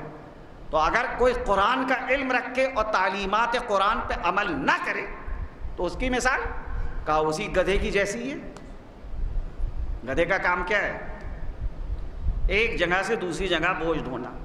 اب اس کی پشت پر جتنی چاہے آپ کتابیں لاد دیں، وہ کتابیں اس کو فائدہ نہیں پہنچا سکتی. اسی طرح سے آیات قرآنی کو یاد کر لینا، بات بات کے اوپر آیت کو پیش کرنا، یہ دلیل نہیں ہے کہ قرآن سے تمسک ہے. قرآن سے تمسک اس وقت پیدا ہوگا کہ جب عملی طور پہ آیات انسان کی ذات میں نظر آئے. ایک آیت پہ عمل انسان اگر اپنی زندگی میں کر لے، تنہا ایک آیت پہ عمل، اور وہ ایک آیت انسان کی زندگی کو تبدیل کر دیتی ہے، دگرگون کر دیتی ہے، انقلاب برپا کر دیتی ہے. تنہا ایک آیت. دورہ قرآن کروائیے برکت کے لیے، لیکن دورہ قرآن سے تمسک قرآن نہیں ثابت ہوگا. مجالس کی شروع میں ایک ادب ہے ہمارے کے یہاں، بہت اچھی چیز ہے کہ قرآن خوانی ہوتی ہے، کسی قاری کو بلا کے آیات پڑھی جاتی ہیں، بہت اچھی چیز ہے، بالکل ہونا چاہیے، لیکن اس سے تمسک قرآن ثابت نہیں ہوگا۔ قرآن سے وابستگی کب ثابت ہوگی؟ بھئی ہر سال حج کے موقع کے اوپر کتنے قرآن سعودی حکومت کی جانب سے تقسیم کیے جاتے ہیں، بانٹے جاتے ہیں، کیا قرآن کا تمسک ثابت ہو رہا ہے؟ بھئی قرآن صاف صاف کہہ رہا ہے کہ لن ترضى عنك اليهود ولا النصارى، اے پیغمبر آپ سے نہ یہ یہودی کبھی راضی ہوں گے نہ عیسائی کبھی راضی ہوں گے، حتی تتبع ملتهم، یہاں تک کہ آپ ان کی ملت کی پیروی کرنے لگے، ان کے ہمنوا بن جائیں، تبھی یہ آپ سے راضی ہوں گے۔ تو اس کے معنی کیا ہے کہ قرآن کا حکم یہ ہے کہ آپ ان کو اپنا دوست نہ بنائیے، اگر آپ نے دوست بنایا تو بہرحال آپ کا شمار ظالموں میں ہوگا۔ قرآن چھپوا کے بٹوانے سے تمسک قرآن ثابت نہیں ہوتا ہے، تعلیمات قرآن عملی طور پہ نظر آئیں تب کہا جائے گا کہ یہ قرآن سے متمسک ہے۔ بھائی قرآن کہہ رہا ہے کہ لا تتخذوا اليہود والنصارى اولیاء، خبردار یہود و نصارہ کو اپنا دوست نہ بناؤ، اور آپ نظر یہ آ رہا ہے کہ آپ مسلمانوں سے زیادہ ان سے زیادہ قریب ہیں، تو بہرحال جو جس سے قریب ہوتا ہے قیامت میں اسی کے ساتھ اس کو شمار کیا جائے گا۔ دنیا میں اگر کوئی مسلمانوں سے قریب ہے تو قیامت میں مسلمانوں کے ساتھ شمار کیا جائے گا، اور اگر دنیا میں مسلمانوں کو چھوڑ کے کسی غیروں سے اغیار سے نزدیک ہے تو جو جس کے قریب ہے وہ اسی کے ساتھ شمار کیا جائے گا۔ تو اب فیصلہ کرنا ہے کہ کون کس کے قریب ہے۔ قرآن سے آپ نزدیک ہیں، قرآن کے قریب ہے، اگر قرآن کے قریب ہے تو بھی تعلیمات قرآن سماج میں نظر آنا چاہیے، فرد میں دکھنا چاہیے۔ تعلیمات قرآن جب تک کہ سماج میں نہ نظر آئیں اس وقت تک کہ تمسک قرآن ثابت نہیں ہوگا۔ قرآن ثقل اکبر ہے، اہل بیت ثقل اصغر ہے۔ حدیث قدیر کے اندر پیغمبر نے کہا ہے کہ قرآن ثقل اکبر ہے اور اہل بیت ثقل اصغر ہے، اور ان دونوں کا ایسا مضبوط رشتہ ہے کہ یہ دونوں کبھی جدا نہیں ہو سکتے۔ دنیا کی ساری باطل طاقتیں اگر چاہیں کہ قرآن کو دنیا سے ختم کر دیں تو یہ کوشش ان کی نقش بر آب ہوگی، نہیں کامیاب ہو سکتے۔ دنیا جب تک ہے تب تک قرآن دنیا میں رہے گا، دنیا جب تک ہے تب تک اہل بیت اطہار کی ایک فرد دنیا میں رہے گی، اور یہ دونوں کبھی جدا نہیں ہو سکتے۔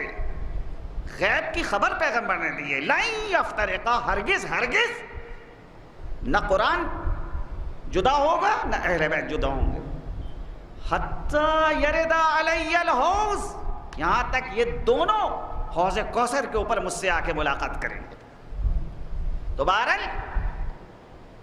دونوں سے انسان کو وابستہ ہونا ہے۔ وابستگی کیسے ثابت ہوگی؟ اہل بیت سے کیسے وابستگی ثابت ہوگی؟ قرآن سے کیسے وابستگی ثابت ہوگی؟ اس وابستگی اور تمسک کے حوالے سے بہرحال ہم کو غور کرنا ہوگا کہ مجالس اتنی کثرت سے ہو رہی ہیں، آپ جس شہر میں ہیں اس شہر کو شہر عزا کہا جاتا ہے، لیکن دینی معلومات کربلا کے حوالے سے ہماری کیا معلومات ہے، اس کے حوالے سے اگر سوال کر لیا جائے تو نتیجہ یہ آتا ہے، نکلتا ہے کہ نہ ہماری کربلا کے حوالے سے صحیح معلومات نہیں ہے۔ جو عرفان ہم کو کربلا کے حوالے سے ہونا چاہیے تھا وہ عرفان ہم کو نہیں ہے۔ کیا وجہ ہے؟ کیوں ایسا نظر آ رہا ہے؟ جب اتنی کثرت سے مجلسیں ہو رہی ہیں، اور اب تو الحمدللہ بہت زیادہ کلاس بھی ہو رہے ہیں، اس کے باوجود جو ہے وہاں نتیجہ اور رزلٹ جو ہے ویسا نہیں نظر آ رہا ہے کہ جیسا ہونا چاہیے. لوگوں کی دینی معلومات میں اضافہ. اچھا عجیب چیز یہ ہے کہ بعض لوگ جذبات میں آ کے کہتے ہیں اس چیز کو بیان کیجئے، اس چیز کو. ارے ذاتی تجربہ یہ ہے کہ ایک مسئلہ مسجد کے اندر چند بار بتایا جائے اور اس کے بعد پھر بھی لوگوں کو دیکھا جاتا ہے کہ اسی مسئلے میں غلطی کرتے. کیوں ایسا ہے؟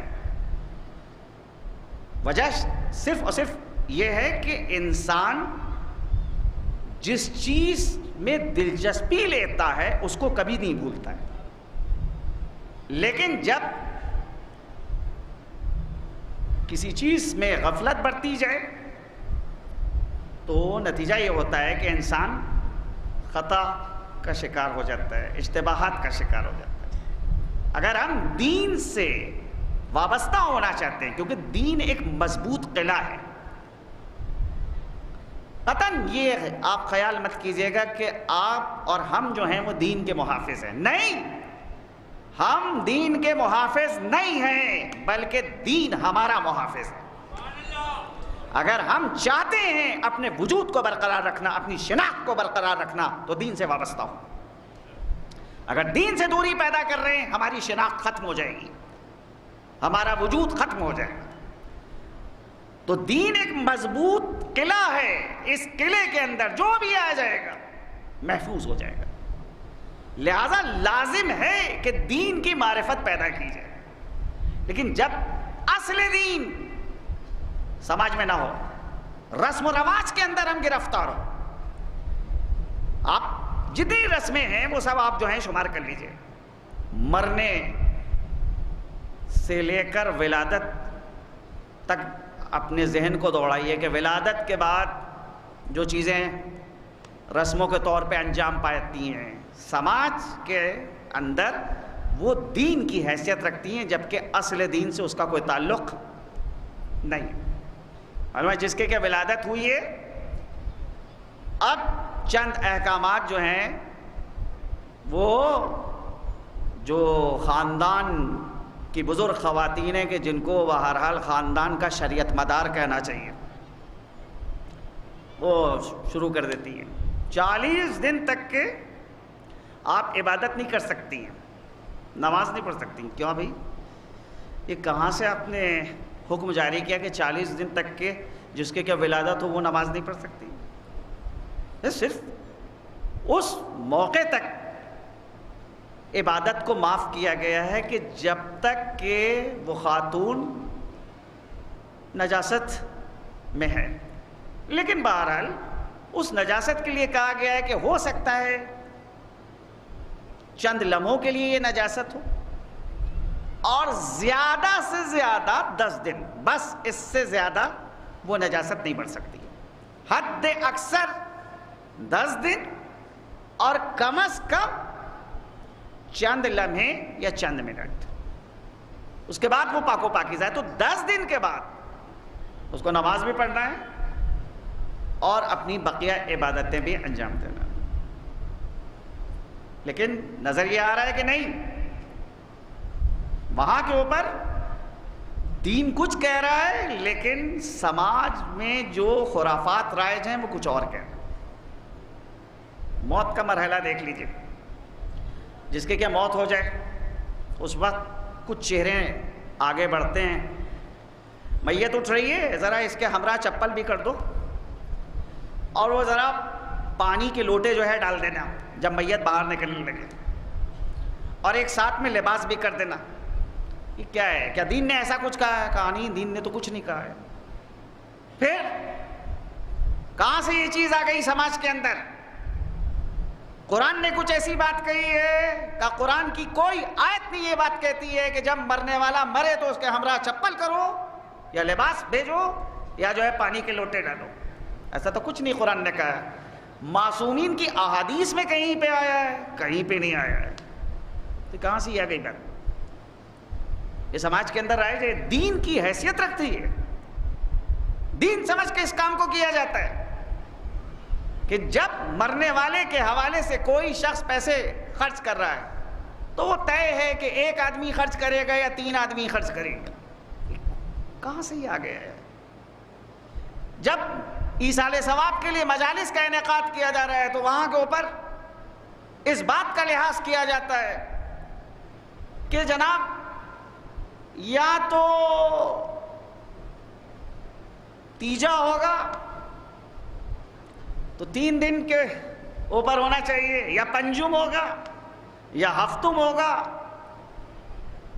3 دن کے بعد مجلس ہو، 2 دن کے بعد مجلس ہو، 4 شنبے کو مجلس نہیں ہو سکتی، بدھ کے دن مجلس نہیں ہو سکتی. ارے بھئی ایصال ثواب ہے، کسی دن بھی ہو سکتا ہے. کیا دین نے یہ بات کہی ہے؟ کہا دین نے تو نہیں کہا ہے. پھر کس نے کہا ہے؟ سماج نے، کلچر نے. جو نظر کا اہتمام کیا جا رہا ہے کہ مرنے والے کی جو نظریں ہوں گی، اس میں یہ ہے طریقہ کہ بیٹھ کے نظر دی جائے گی، امام حسین کی نظر کھڑے ہو کے دی جائے گی. کس نے اس حکم کو رائج کیا؟ دین نے کچھ کہا ہے ایسا؟ کہا دین نے تو کچھ نہیں کہا ہے. پھر یہ کہاں سے یہ چیز آ گئی؟ کہا بزرگ جو ہیں یہ کرتے چلے آ رہے ہیں. یہ وہ منطق ہے کہ جس کو قرآن نے مشرکوں کی منطق قرار دیا ہے کہ جب مشرکوں سے پوچھا جاتا تھا ان بتوں کی کیوں پوجا کرتے ہو، پرستش کو کرتے ہو، تو جواب میں وہ یہ کہتے تھے وجدنا علیہ آباءنا، ہم نے اپنے باپ دادا کو یہ کرتا ہوئے پایا ہے. واللہ امر بہا. بعض مشرکین نے یہ بھی کہا کہ اگر ہمارے باپ دادا یہ کام کرتے تھے تو یقیناً خدا نے ان کو حکم دیا. قرآن کہتا ہے کہ اے پیغمبر آپ ان سے کہہ دیجئے کہ اللہ کبھی برائیوں کا حکم نہیں دیتا. تو اگر ہم قرآن سے ہدایت حاصل کرنا چاہتے ہیں، اہل بیت سے ہدایت حاصل کرنا چاہتے ہیں، تو اس کے لیے شرائط ہیں. ان شرائط کو ہمیں سمجھنا ہوگا. روح قرآن جب تک سماج کے اندر نہیں پیدا ہوگی سماج ہدایت نہیں حاصل کر سکتا. کربلا سے ہم رہنمائی حاصل کرنا چاہتے ہیں تو کربلا رہنمائی اس وقت کرے گی کہ جب ہم کردار حسینی کو اپنے اندر زندہ کریں. لیکن اگر کردار حسینی کو نہیں زندہ کرنا چاہتے ہیں، سجادہ نشین بننا چاہتے ہیں، جس طرح سے مزارات کے اوپر ہوتا ہے کہ جھاڑو لگائی جا رہی ہے، روشنی کا اہتمام کیا جا رہا ہے، پانی کا اہتمام کیا جا رہا ہے، لیکن قطعاً یہ جذبہ نہیں پیدا ہوتا کہ صاحب مزار کا جو کردار ہے وہ ہمارے اندر پیدا ہو. بھئی الیکشن کا موقع ہوتا ہے، بعض لوگ الیکشن میں جیتنے کے لیے بعض درگاہوں میں جاتے ہیں، بعض سجادہ نشینوں کے پاس جاتے ہیں کہ آپ ہمارے لیے دعا کر دیجئے. ارے آپ جب ان کو اتنا مقدس سمجھتے ہیں تو آپ پھر حکومت ان کے کیوں نہیں حوالے کر دیتے ہیں؟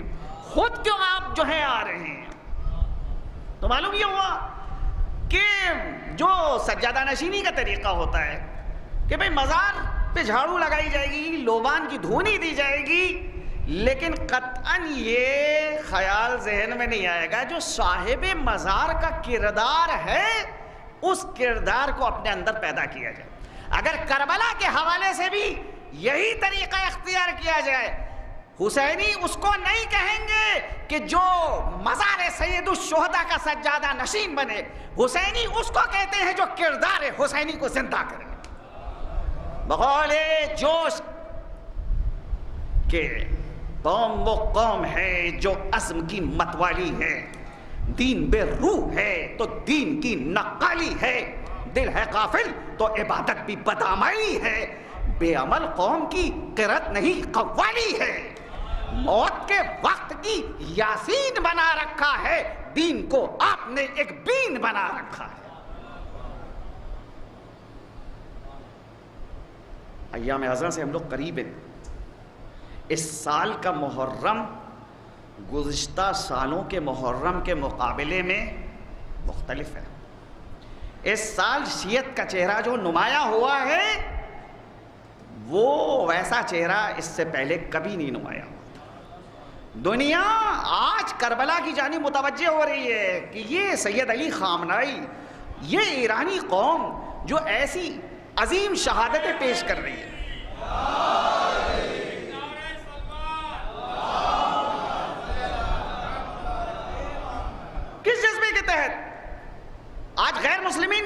بھئی ان کے اندر جذبہ شہادت پایا جاتا ہے. یہ لوگ کربلا سے متاثر ہیں. آج موجودہ زمانے میں لوگ کربلا کو سمجھنا چاہتے ہیں, کردار حسینی کو سمجھنا چاہتے ہیں. اور بہرحال جو درس دیا ہے رہبر انقلاب نے, واقعاً سینکڑوں تقریروں اور سینکڑوں قرآن کی آیات کو پڑھا جائے, ان سب کے مقابلے میں یہ عملی درس کافی ہے جو شجاعت استقامت کا درس دیا ہے. حسینی وہ ہوتا ہے جو سر کٹا سکتا ہے لیکن باطل کے ہاتھ میں ہاتھ دینے کو تیار نہیں ہوتا. آج بھی اگر کوئی دیکھنا چاہتا ہے کہ کس نے امام حسین کے اس قول کو عملی طور پہ سماج میں زندہ کیا, ہیہات منا الذلہ کہ ذلت ہم سے دور ہے, تو آج موجودہ زمانے میں رہبر انقلاب نے اس قول کو زندہ کیا. تو لہذا اس سال کا محرم گزشتہ سالوں کے مقابلے میں بہت زیادہ اہم ہے.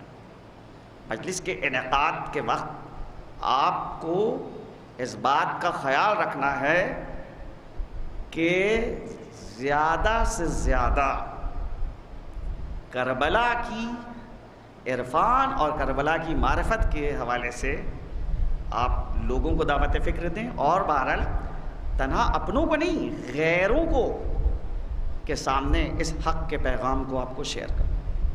ہاں عزیزوں, بہرحال بہترین ایصال ثواب ذکر سید الشہداء, ایک مرنے والا دنیا سے چلا گیا, اس کے ایصال ثواب کے لیے مجلس کا انعقاد کیا گیا. اتنا بڑا مجمع جمع ہوا ہے. ستم غمزدہ لوگوں کی تسلی کے لیے کافی ہے کہ ہم اس غم میں تنہا نہیں ہیں. ہمارے ہمراہ اتنے افراد آئے ہیں جو یہ کہہ رہے ہیں کہ آپ اس غم میں تنہا نہیں ہیں, لیکن کربلا میں ایسا نہیں ہو.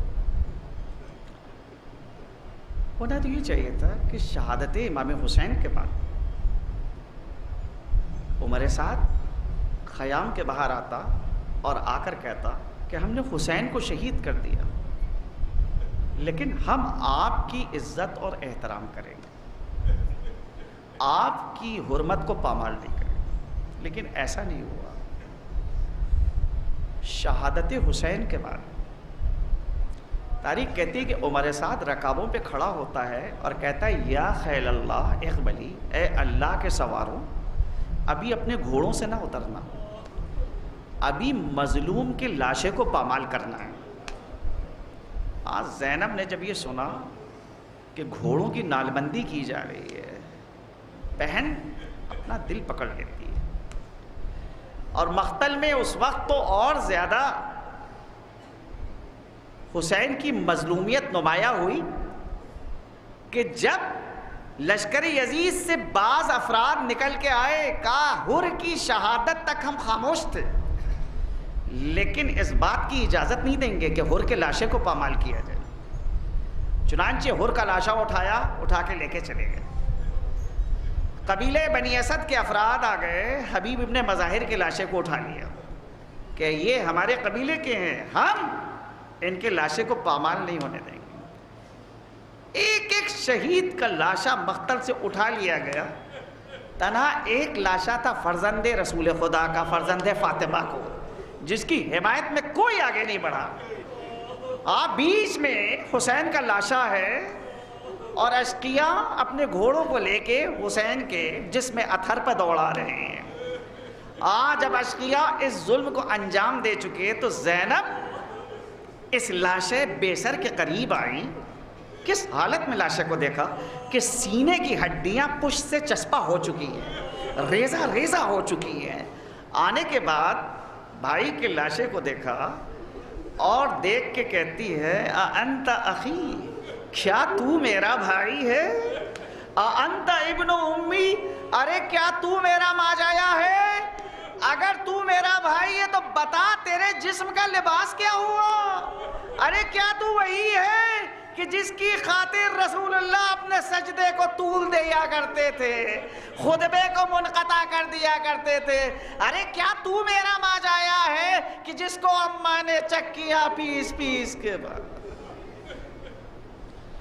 سيعلم الذين ظلموا أي منقلب ينقلبون إنا لله وإنا إليه راجعون. الہی بحق زہرا و ابیہا و بالہا و بنیہا. خدایا اس مختصر سے ذکر کو قبولیت کا درجہ عنایت فرما. خدایا جہاں جہاں مومنین آباد ہیں سب کی جان و مال و عزت و آبرو کی حفاظت فرما. پروردگارہ پرچم اسلام کو سربلند فرما، پرچم کفر و نفاق کو سرنمو فرما. جس مرحوم کے اس اہل ثواب کی مجلس سے خدایا ان کے گناہان کبیرہ و صغیرہ کی مغفرت فرما، جوار معصومین میں ان کو جگہ عنایت فرما، پسماندگان کو ان کے صبر جمیل عنایت فرما. خدایا ہمارے حوزات علمیہ، مشاہد مشرفہ، علماء اعظام سب کو اپنی پناہ خاص میں محفوظ فرما. خدایا ہمارے امام کے ظہور میں تعجیل فرما، ہم کو ان کے آوان و انصار اور مددگار میں شمار فرما، ان کے ظہور کو ہمارے لیے باعث عافیت قرار دے. ربنا تقبل منا انک انت السمیع العلیم. ایک بار سورہ حمد اور 3 بار سورہ توحید کی تلاوت فرما کر مرحوم سید محمد صادق ابن نواب علی. بسم اللہ.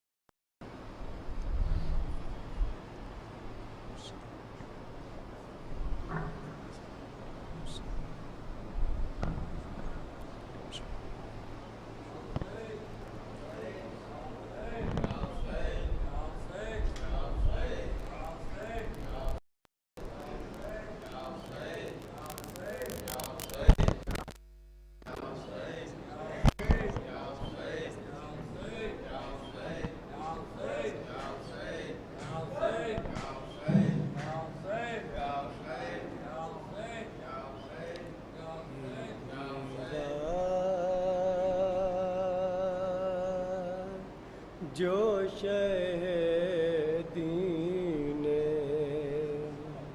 تو ہے کرب و بلا کی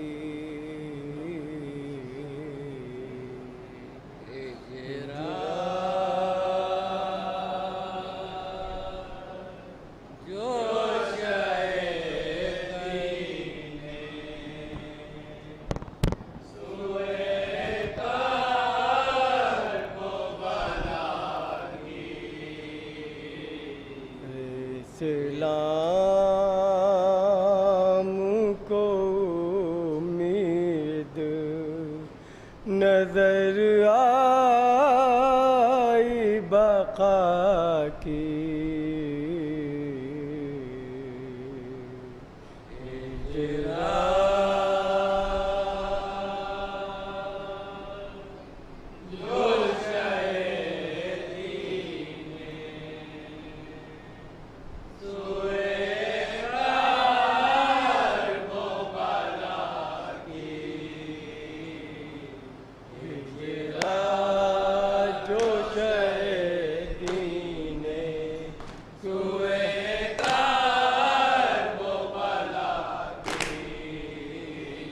جب کرب و بلا پہنچا محمد کا گھرانہ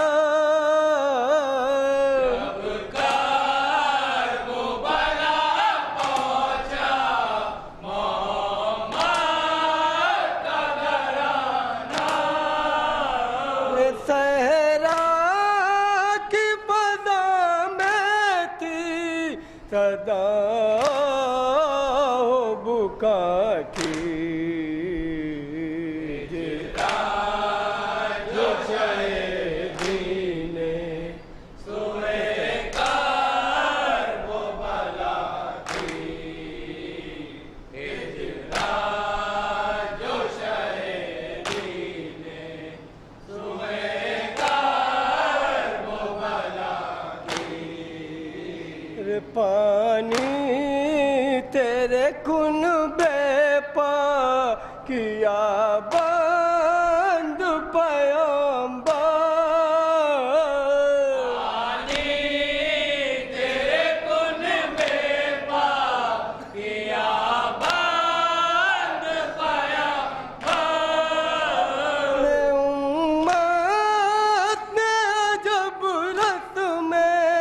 وفا تجھ سے ادا کی جو شہیدی نے سوئے کرب و بلا کی جو شہیدی نے سوئے کرب و بلا کی تڑپا کیے معصوم قیامت کی آتش سے تڑپا کیے معصوم قیامت کی آتش سے ایک نہر نگاہوں کے بہت پاس بہا کی جو شہیدی نے سوئے کرب و بلا کی جو شہیدی نے سوئے کرب و بلا کی پامال ہوا قاسم مظلوم کا لاشا پامال ہوا قاسم مظلوم کا لاشا ایجاد انوکھی ہے یہ تاریخ جفا کی جو شہیدی نے سوئے کرب و بلا کی جو شہیدی نے سوئے کرب و بلا کی دریا تیرے ساحل پہ ہے عباس کا لاشا دریا تیرے ساحل پہ ہے عباس کا لاشا یا خون میں ڈوبی ہوئی تصویر وفا کی جو شہیدی نے سوئے کرب و بلا کی جو شہیدی نے سوئے کرب و بلا کی مایوس ہلال اب ہے یتیمہ کی نگاہیں مایوس ہلال اب ہے یتیمہ کی نگاہیں دیکھی ہے بہت راہ سکینہ نے چچا کی جو شہیدی نے سوئے کرب و بلا کی جو شہیدی نے سوئے کرب و بلا کی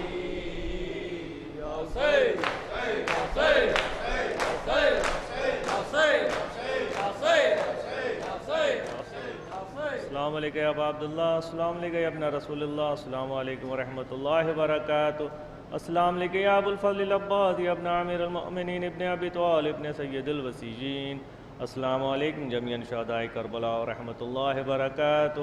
السلام علیکم یا غریب الغربا، السلام علیکم یا معین الضعفاء والفقراء، السلام علیکم یا شمس شموس یعنی النفوس، یا ایھا المدفون بارض طوس، السلام علیکم یا مغیثیت زوار فی یوم الجزاء، السلام علیکم یا سلطان عرب العجم مولانا ابوالحسن علی بن موسی رضا ورحمۃ اللہ وبرکاتہ. السلام علیکم سیدی مولا یا صاحب الزمان، الامان الامان الامان من فتنة الزمان، السلام علیکم یا خلیفۃ الرحمن، السلام علیکم یا شریک القرآن، السلام علیکم یا کعبۃ الایمان، السلام علیکم یا تفسیر القرآن، السلام علیکم یا قاطع البرہان، السلام علیکم یا امام زماننا، حاذا جل اللہ تعالی فرجک وسال اللہ تعالی مخرجک وظہورک. السلام علیکم ورحمۃ اللہ وبرکاتہ.